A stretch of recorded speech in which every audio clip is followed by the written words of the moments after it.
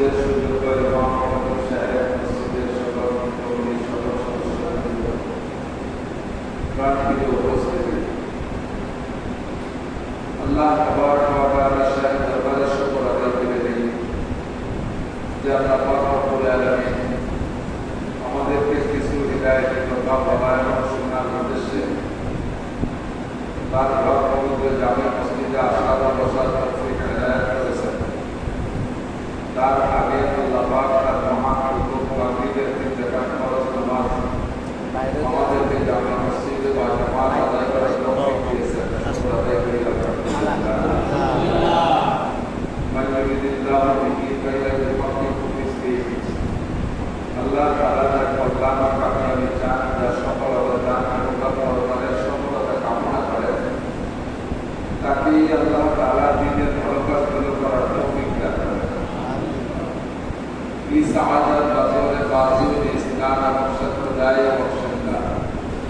কোনো ভালো কাজ করতে পারা এটা বাহুবল নয়। এখানে আল্লাহ পাক রব্বুল আলামিনের পক্ষ থেকে রহমত এবং সহযোগিতা করতে হবে।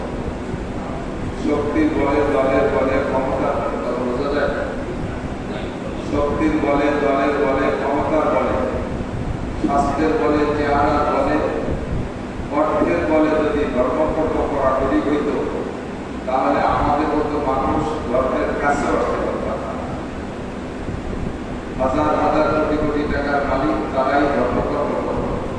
আমাদের চাইতে সুদর্শন, সুশ্রী, সুশিক্ষিত বহু বড় বড় পণ্ডিত হয়ে গেছে, যারা আল্লাহকে চেনেই না, যারা পশ্চিম কর্তৃক, কিবলা কর্তৃক, জুমার নামাজ কর্তৃক কিছু জানে না, জুমার নামাজ কর্তৃক কিছুই জানে না।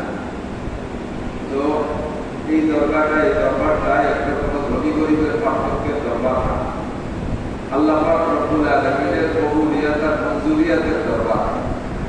যাকে আল্লাহ পছন্দ করেন তাকে দিয়ে আল্লাহ তাআলা দ্বীনের কাজ করান। তাই সে গরিবও হতে পারে, ধনীও হতে পারে, শিক্ষিত হতে পারে, মূর্খও হতে পারে। আমরা এতটুকু বুঝে নিতে পারি যে ঘরটা আল্লাহর ঘর, মসজিদ কার ঘর?